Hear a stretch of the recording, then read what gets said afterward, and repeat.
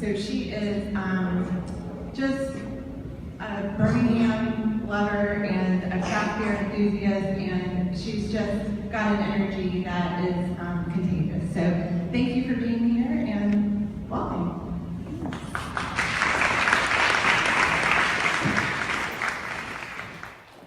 Good morning, y'all. Hi.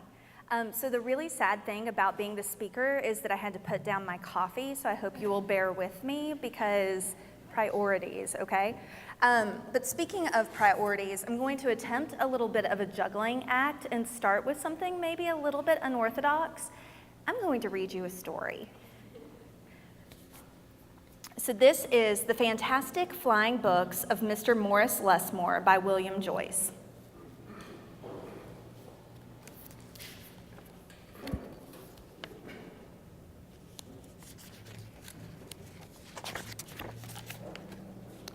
I don't imagine anybody, you are so great, thank you. Okay. Try to keep up with the page turning, so. Yeah, any chance you want to hold it up so they can see the pictures a little bit? I know that you can't all see the pictures, but we're going to try here. So Morris Lesmore loved words. He loved stories. He loved books. His life was a book of his own writing, one orderly page after another. He would open it every morning and write of his joys and sorrows, of all that he knew and everything that he hoped for. But every story has its upsets. One day the sky darkened, the winds blew and blew, till everything Morris knew was scattered, even the words of his book. He didn't know what to do or which way to go, so he began to wander and wander. Then a happy bit of happenstance came his way.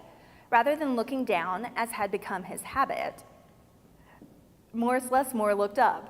Drifting through the sky above him, Morris saw a lovely lady. She was being carried along by a festive squadron of flying books. I wish that was my real life. Morris wondered if his book could fly, but it couldn't.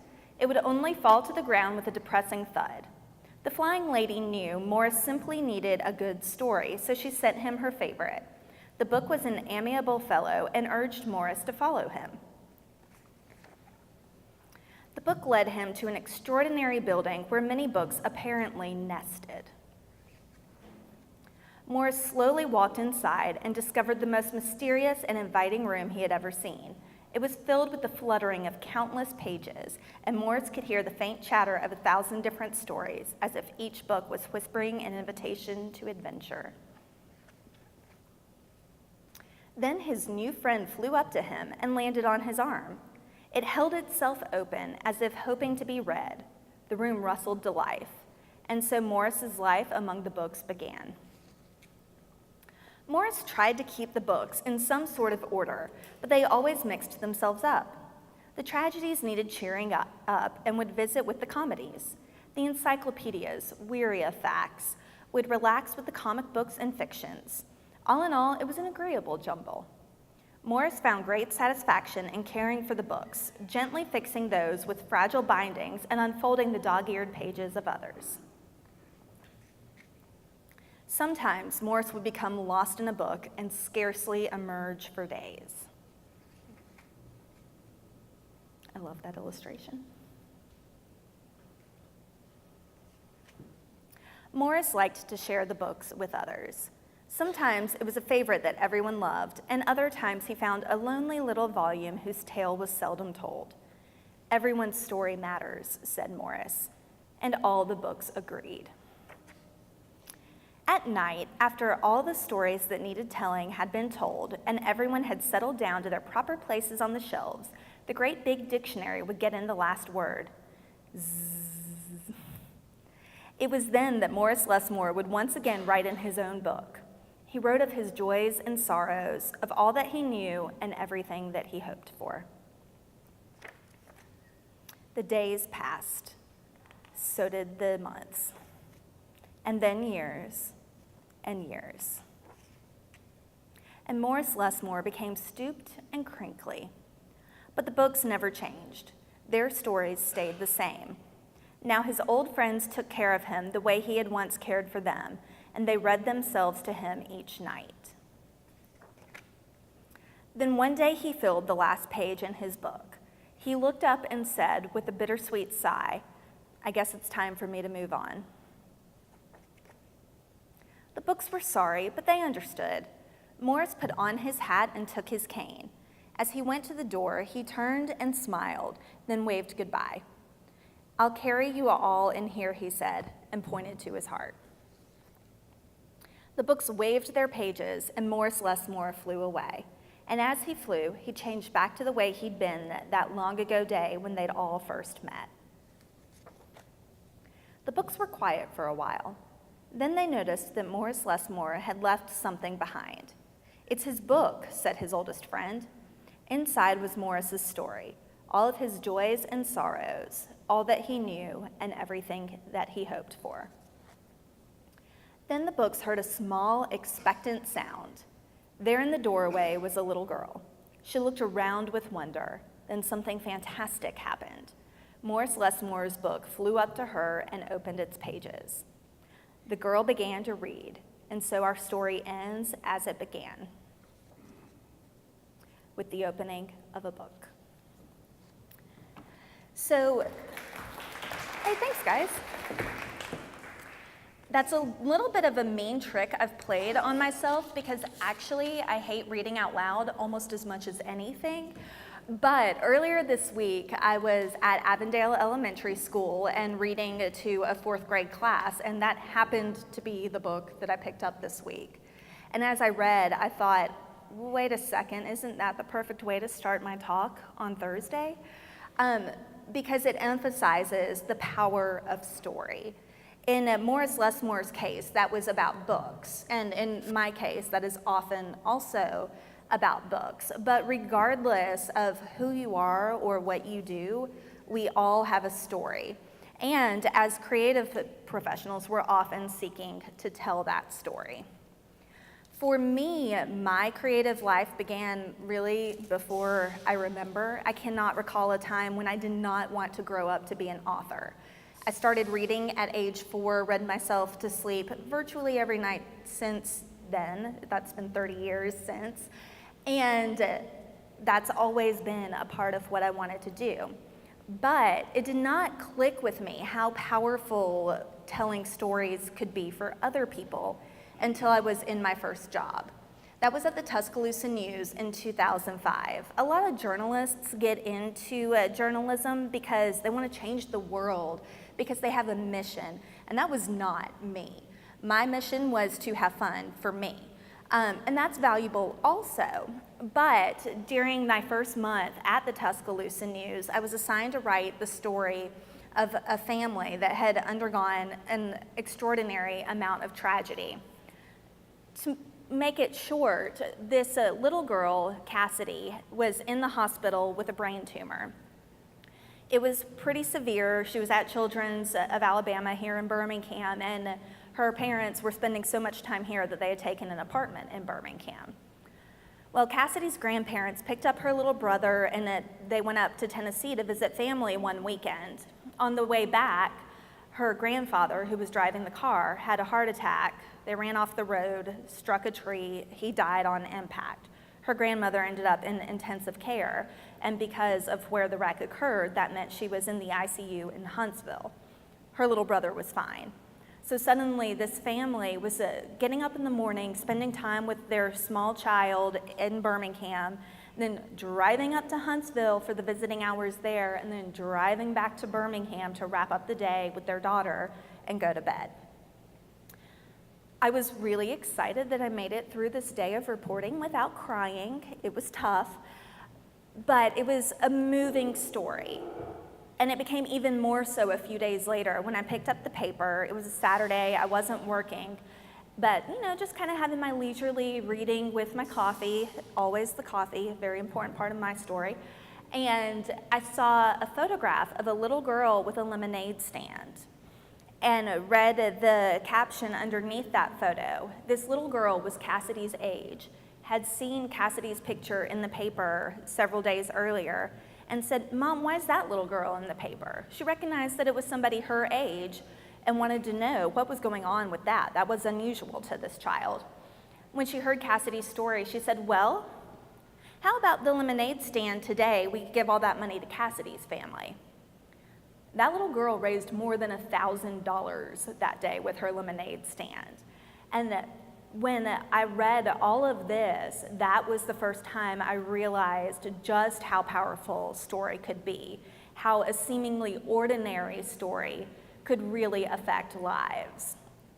That has stayed with me for 11 years, and I doubt that I will ever forget the way that family story influenced me. But we all have stories. That's what I said to my kids at Avondale this week. Don't ever let anyone tell you that your story doesn't matter. And as creative professionals of some variety, we are often attempting to tell our stories for a variety of reasons. Perhaps that's to generate more business. Perhaps that is because what you do is storytelling. There's any number of reasons. So even if you're not a writer, that still comes out. You know, story is part of what you do and part of why people hire you to do whatever the thing is that you do. For example, if you're a photographer, why is somebody choosing you over another photographer? My sister is a wedding photographer in Florida, and while part of why people choose her is because of what the photos look like, and I happen to think they look really great. I'm also a proud big sister, but part of that is also because they relate to her. They relate to what she has to offer. That's the same if you are in branding, if you're a clothing designer, if you are making coffee. Story is part of all of these things. Again, I keep coming back to the coffee and talking to everybody and trying to persuade them to come here today. I said, there's free coffee and pastries. Oh yeah, and I'll be there too. So, you know, I clearly have my priorities in order. But even when I go to a coffee shop or a restaurant, I will say, where does this coffee come from? To me, that matters. Some of these things may not be the deciding factor for every choice in life, but story plays a big part in why we are chosen to do what we do. So what I really wanted to delve into today is how can you tell your story? I have a handout. It has lots of words on it. You can totally tune out and ignore me for the rest of the talk if you want to, but I would prefer you not. And as Brooke is circulating the room and passing those around, I do have a couple of notes. Number one, I have some former students and former interns in this room, and I promise you they have heard me say before, even a good editor needs an editor. Hey, guess what? Here is proof. I redesigned this handout way too late last night after doing lots of other things, and after teaching, actually, and there's a typo on it. Teachable moment, y'all.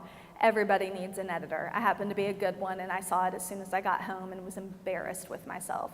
Actually, I saw it before then, but somehow I didn't save, and so that's the edition that you have. Another note is that I will have this on my website later, so I think that there's probably close to enough to go around, but you can go to carlajeanwhitley.com later today and download it. It will be the version without the typo, though. That's why it's not up already. But I did want to give everyone here a few ideas about how you can use some thoughts, some questions to tell your own story. So start by asking yourself a couple of things. As I've noted on the handout, you can write this down, you can talk through it, you could get a friend and discuss it that way, whatever way helps you process these ideas. But ask, what defined this work for me? I just told you about Cassidy and how her life influenced what I do professionally.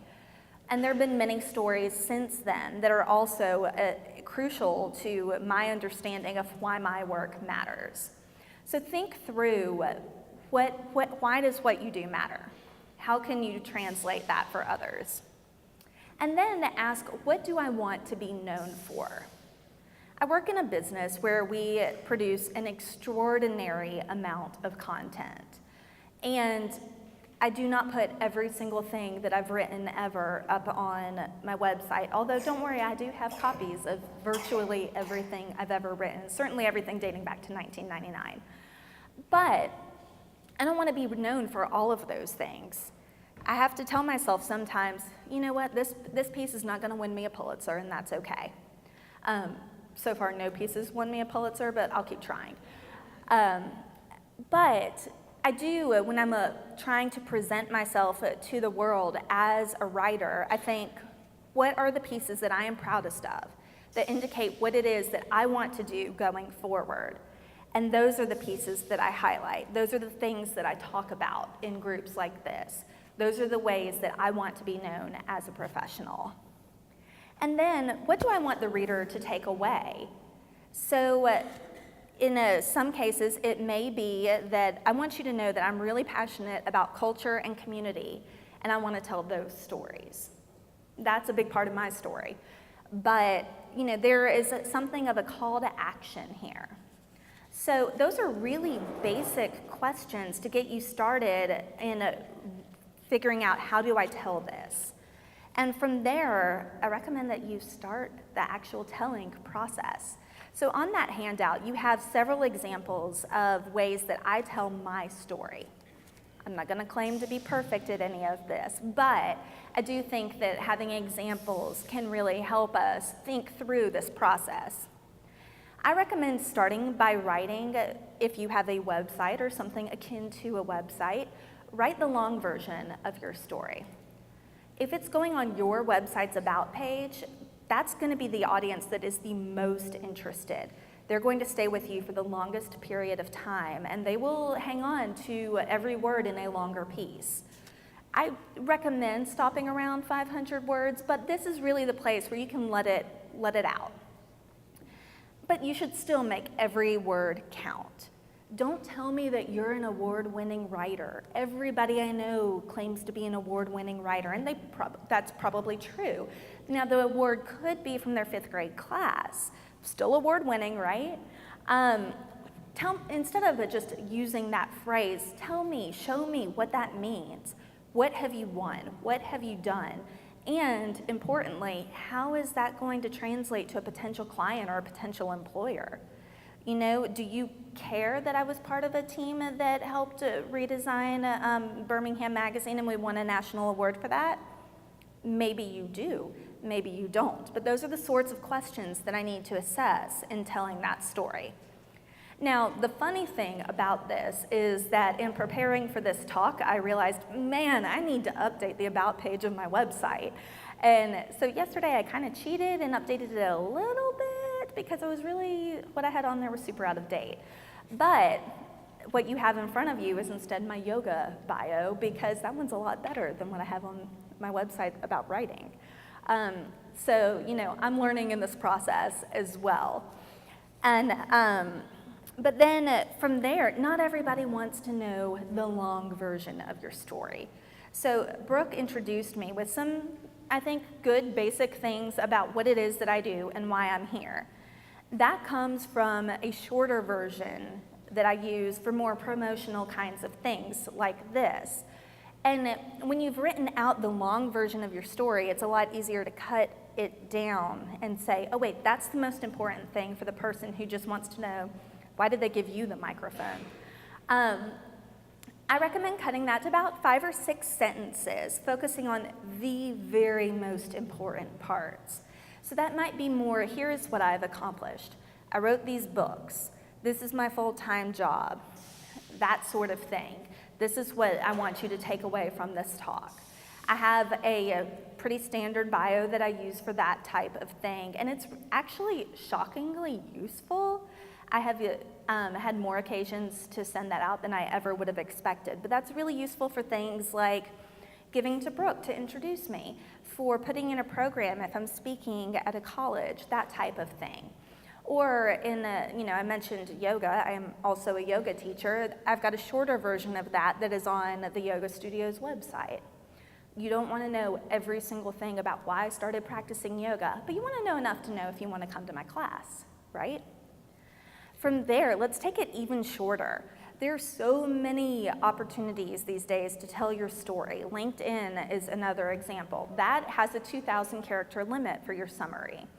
And I think of that as your elevator pitch. What do you want somebody who is looking at your professional profile to take away? You've got mine there. That's where the typo is. Bonus points if you find it. Extra bonus points if you have a red pen and correct it. I have two. You can borrow mine. But then even shorter still is your Twitter bio, 160 characters. Now, okay, I am an editor. I am that obnoxious person who says, no, you don't need to abbreviate and use text speak and use numbers. If you can't tell it in that many characters, then you don't need to be telling it at all. I actually really do believe that, and I get super ranty when people do these long streams of like 7 tweets to tell me something. No, not the medium for it. But I'm so serious, y'all. I've actually yelled at coworkers for this, none of whom are in this room right now. But it's also great practice at editing yourself, at focusing the story. So I've got my Twitter bio there as well. I do have a little bit of a rant. I cannot get the thing to take quotation marks, so I recognize that it's not AP style around the book titles. Blame Twitter, don't blame me, because I'm trying really, really hard. I actually did it like 7 times yesterday and it went hold. But, there I have again distilled what I do, and I do a lot of things. It's a problem. I need to say no more. But I've really tried to distill it so that if you are coming to my Twitter page and you want to know what it is that I do, maybe you want to hire me to write, edit, or teach yoga, or teach journalism. I do all of those things. In OPS, I've written some books too. And OPS, there are also certain things that my company required in order to get a verified account. And I'm really, really proud of that blue check mark, so I'm going to hang on to it. But thinking that through, I try to start from the bigger and hone in to the very most essential information. And so I hope that that can all help y'all in telling your own story. That's not an exhaustive list of opportunities that we have by any stretch. There's so much out there. You can get into your Facebook profile and your Instagram and your cat's Instagram. I do have that. Follow them at BeetleCats. But I just thought it was a cute name. But these tools should help you think through how you can translate this to best represent yourself. That's what I have, but I also am happy to take questions. I think we have a little bit of time for that. So, and I really can stand in front of a group and talk all day, so be careful what you ask, because probably most of us need to go to work. And don't make me stand here awkwardly, because I might do a little song and dance routine, and you don't want that. Yes, ma'am.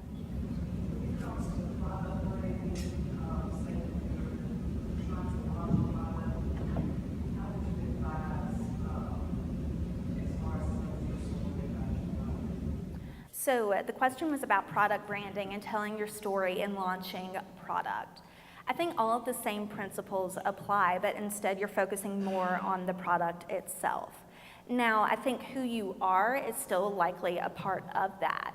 And so thinking through these questions, incorporating some of yourself, but to say, like, this is why you're qualified to develop this product, this is why you're qualified to launch it. To me, that helps give some support to the idea that the product is worthwhile. But then telling the story of the product just in the same way, what does it do? What is the takeaway? What is the call to action here?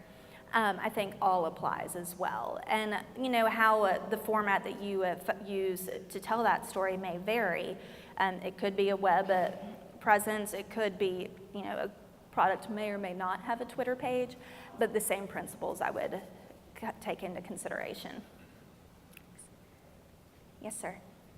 I noticed that in some of your pieces here, like Twitter, you kind of equally touch on different worlds. You have writer or video media, and there are others like website LinkedIn, you sort of focus on one element. For others of us that are like you are in different worlds, what do's and don'ts would you have to offer about where to focus on one subject? Okay. So the question was, if you have a lot of different stories, different audiences, how do you choose how to focus and where? And as you noted, in my Twitter bio, pretty much everything is given equal weight, with possible exception of AL.com, because again, that whole verification thing, and that is where I make my real money. Everything else is just for fun. But yeah, I do tailor based on the medium and based on the audience likely to come to that medium. So for me, and there may be exceptions, but for me, you're probably not going to my LinkedIn page to hire me as a yoga teacher.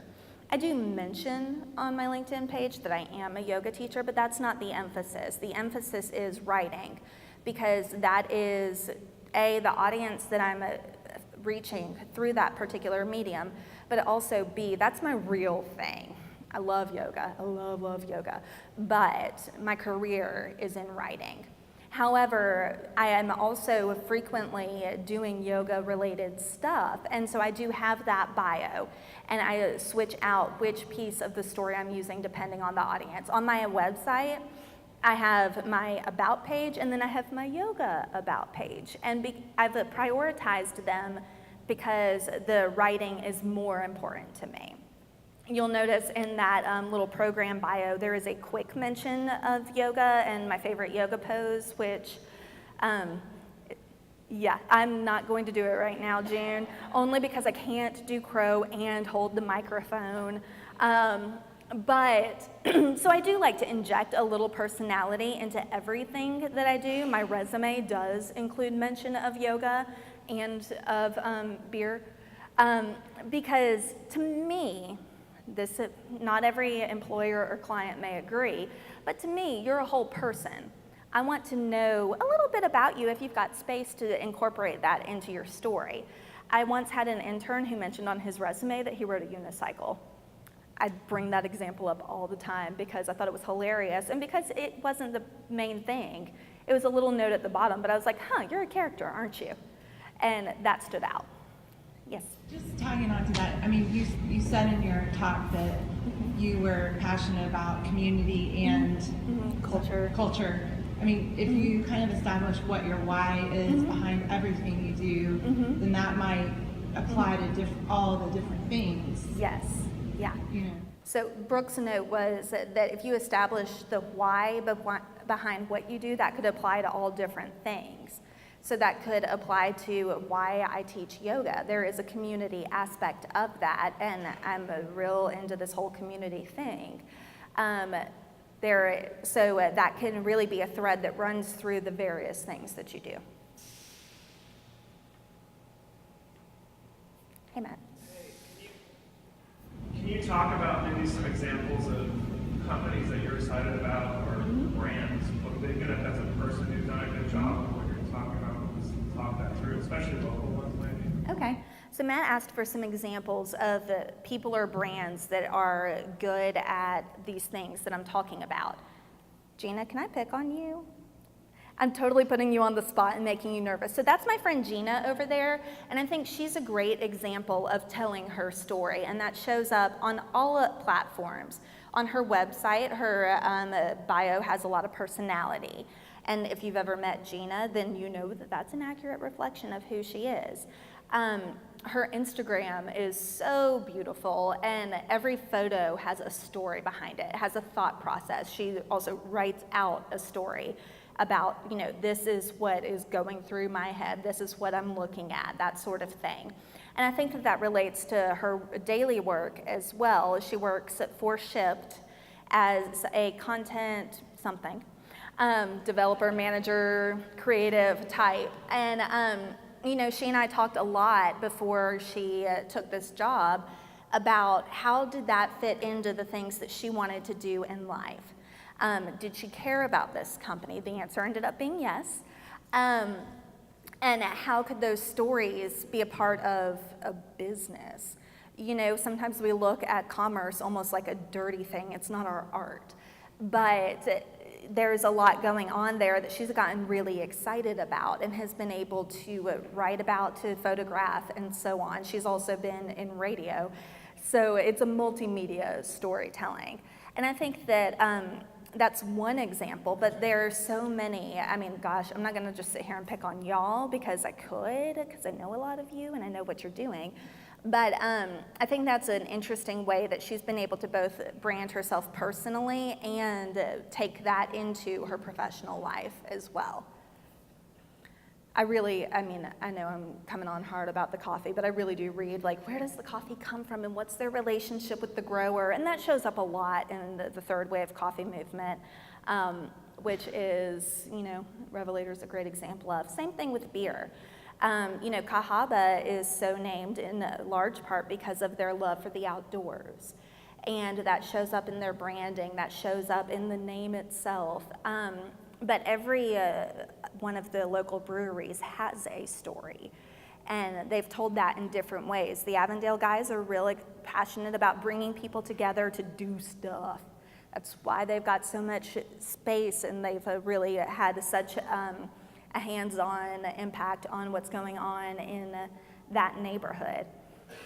Good People just has the best name ever, and it's true because they are good people.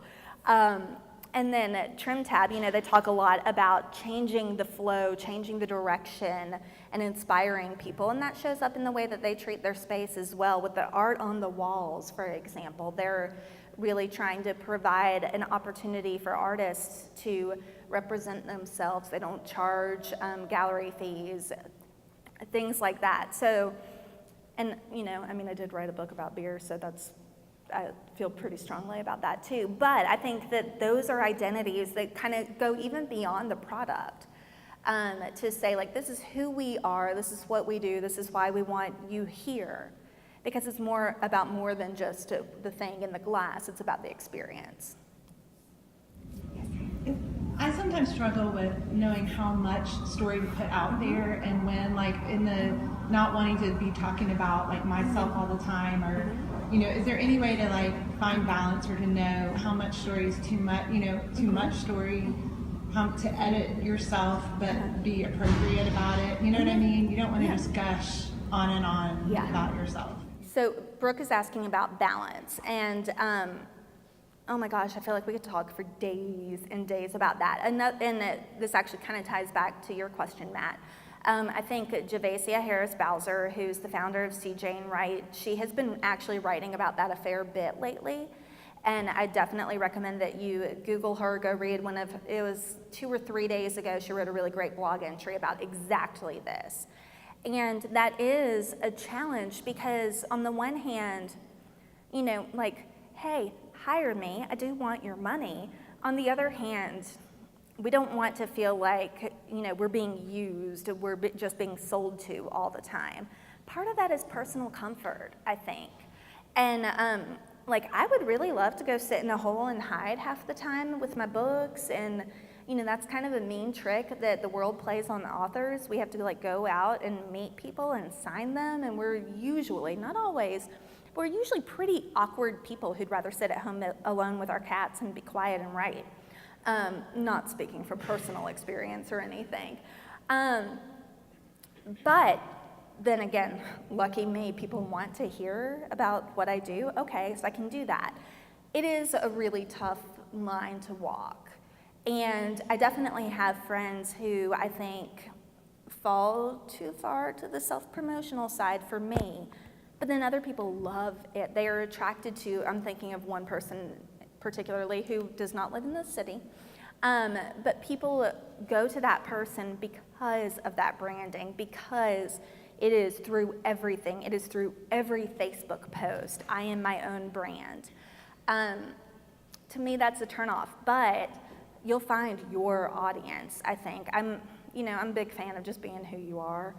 And if who you are is a loud, proud, passionate marketer, and you're gonna talk about what you're trying to sell every day, I might not be your people, and that's okay. But I think personal comfort is a big part of it. It's okay to push yourself. Some of us would rather never market ourselves, and then you don't usually get work. Sometimes you do. I have had incidents where I just got an email, somebody came to my website, and then I know that they came to my website because of the email that they wrote me through and said, hey, I want to hire you to write this story. It's about this, pays this much. And I'm like, sweet, I just made $2,300 and I didn't do anything. That actually happened once, and I talk about it all the time because it's never going to happen again. But But, so there is a little bit of like things falling in your lap, but it also happened because I had hung my little digital shingle that it had to know how to find me. I had to do some of that self-promotion. So I think you've got to figure that out on an individual basis. Challenge yourself, but if you feel icky, stop. Or at least I'm going to stop. I'd rather not make the money than feel icky. Anybody else? Hey, Mark. Yeah, I think everything that you're saying about personal promotion translates to brand promotion too. Even if it's not a brand that just applies to you, very often these brands apply to teams or companies. And do you have any advice for when the story that you see from your paradigm conflicts with the story from another paradigm that may be held by other people who are also owners or sharers of this brand? And I'm thinking that this happens a lot generationally too. Do you have any? I wonder if you would be comfortable giving me an example. And also, it just occurred to me that I should be nervous that the marketing team from my office is here. Like, I don't know how it took me an hour to get nervous about that, but it just happened. Hi, guys. So I work in energy, and I think across the entire energy industry right now, well, for one thing, there's a huge generational gap. So there are a lot of baby boomers working in energy, and there are a whole lot of millennials working in energy, not a lot in between.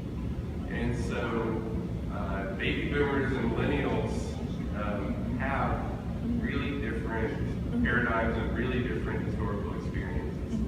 And so I think everybody feels like there's a lot of purpose to what we're doing, but purposes and the reasons why are very, very different, because that has changed. The energy industry has changed so much in the past. Well, 20 years, but really, really changed a lot in the past 5 years. So there are kind of different stories right now. Millennials kind of want to save the world, and baby boomers, I think, are a little more pragmatic, maybe a little more grounded, a little less idealistic, and there are pluses on both sides there, but they're just different.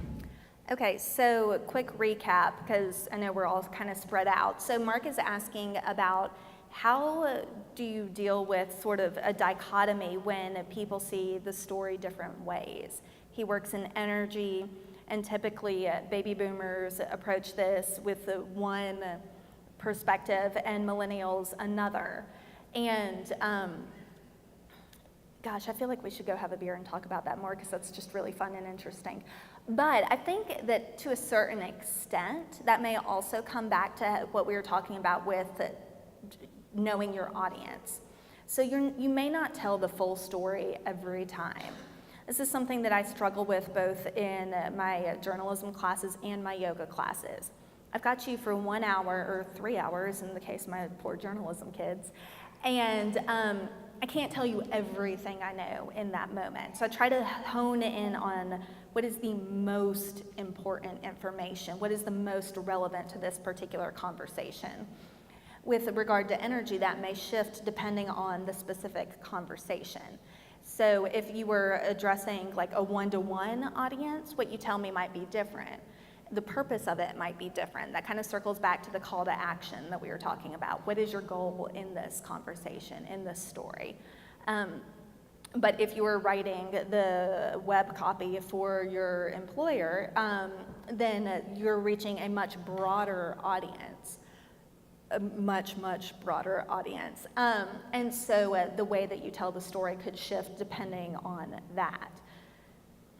With utilities, of course, there is the whole side issue of the fact that we don't really get a choice because that is the provider.